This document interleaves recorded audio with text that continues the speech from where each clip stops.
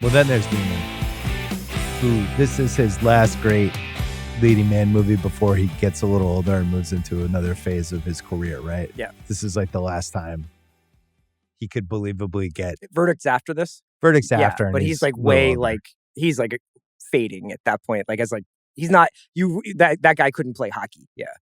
Butch Cassidy in 69, The Sting in 73, he's in Tower Inferno 74. Buffalo Bill in 76. What are your Buffalo Bill thoughts? It's a misfire. I like that he tried it. He made 2 movies with Altman. They're both bad. They're like among the worst Robert Altman movies. Yeah, why did that happen? I don't know. I like that he loved Altman's movies and wanted to do something great. And I think he saw a lot of his contemporaries making movies with him. I was like, I could do one of those. And it just, the stories and the scripts are not great. So I don't love Buffalo Bill. It's okay. He loved making this movie. Yeah. There's he said it was his favorite movie. It's this, but there's a category of movie where when it's like Ocean's 11, when you're watching it, you're like, man, you guys really fucking loved making this. And it's like basically their joy is contagious. And I feel like in Slapshot, even though it's like set in this dying steel town, everybody's just drinking Schmitz all day. It's like a very great hangout movie because you're like, these people obviously are getting an absolute kick out of each other. There's a couple of times, this time I watched it, where you could almost see Newman break. When he's just like, they brought their fucking toys with him, Jim, and then Strother Martin's like, I had a terrible masturbator. Newman's like looking off into the distance. He can't keep it together.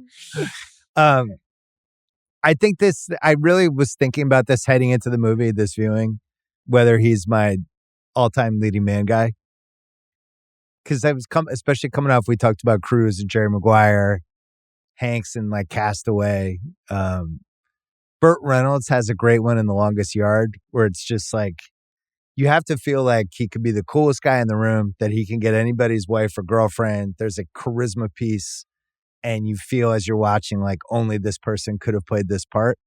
And I think it's the best of all of those Newman parts, even going back to the 60s. Anyone ever looked cooler wearing black socks, white boxers, a white t-shirt with a towel over their eyes? And you're just like, that guy, I would fucking throw my life away for that guy. Yeah. He just has like, he's got the full bag. Like, he's got every move. You know, he can do any kind of movie.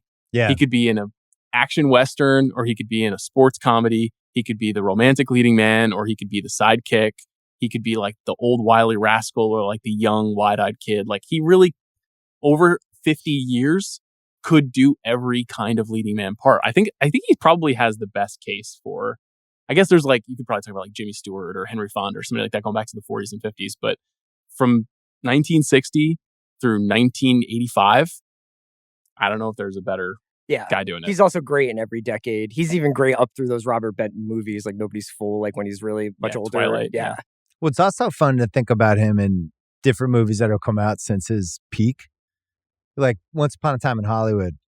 I think he could have played both parts. I think definitely. He absolutely could have played the Brad Pitt part and been awesome. But I also think he would have been really good in the Leo part. I mean, and that movie in some ways is like a wink and a nod to Butch Cassidy and the Sting. You know, those like epic two-handers with huge stars. Like those movies are hard to make, and they're pretty rare because it's unusual to get that, to have matched energy of those two guys. And he does it effortlessly in those two movies. He could have played a bunch of the Hanks parts. Sure. Yeah. Right? Forrest Gump.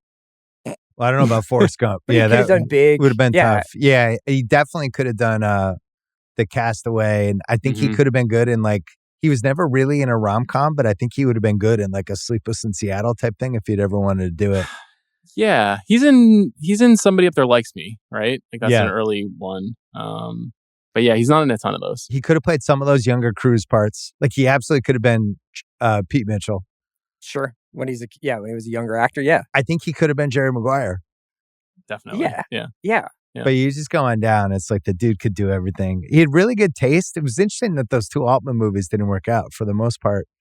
I just remember when I was a kid, Redford and Newman seemed like the two biggest stars in the world, and then it was everybody else. I think his career is a testimony, though, to the ability to withstand some failure. Because like the arc of his career is really interesting. He's like a hot studio actor in the 1950s, comes out of the actor studio, beautiful young guy who made a bunch of movies that bombed. And he survived it. And he would like always come out when he would come give a talk somewhere and be like, first of all, I want to apologize for making the silver chalice. Like he was making that joke when he was like 85 years old. And somehow he withstood that. And then there's like all these movies. There's so many movies of his I haven't seen. Like in 1968, between Cool Hand Luke and Butch Cassidy and the Sundance Kid, he made a movie called The Secret War of Harry Frigg. Have you guys seen that movie? Like, I haven't seen that movie. That's a movie that is lost to time. Yeah. And yet, like, he could kind of persist and keep going. It's a little harder for young actors to kind of survive that way nowadays. Well, the 60s, I mean, he kind of, like that first part of his young Newman prime, he was kind of a decade too early. You know, it would have been more fun probably for him if 60s Newman was in the 70s and then heading into the 80s. Yeah. Cool Hand Luke, where do you guys stand on that one? Just in the... As just because we haven't really done any 60s movies, but no, I mean, if we were going to do 60s movies, that would be one of the first three. Like some of those films, I think it probably plays a little slow now. Like last time I watched it, I was like, "Oh, yeah, it's a lot slow." Yeah, this guy's just really out there, you know, in the fields. But I like a lot of his kind of like detective crime movies, like Drowning Pool and Harper, and I feel like he's got a bunch of those. Like Harper. It was just a cool era where those guys, like, I think the fact that he didn't have to really reckon with making Towering Inferno 4 and 5, or there was no like, what if Butch and Sundance lived? Let's make another one. Like he could just experiment a lot, and then the lack of superhero movies means like he can just experiment with all these different genres without having to be like, yeah, now I got to go play Iron Man for 9 years. You know, in that Ethan Hawke documentary about him, The Last Movie Star, is like long documentary about him and Joanne Woodward, which is really interesting to watch.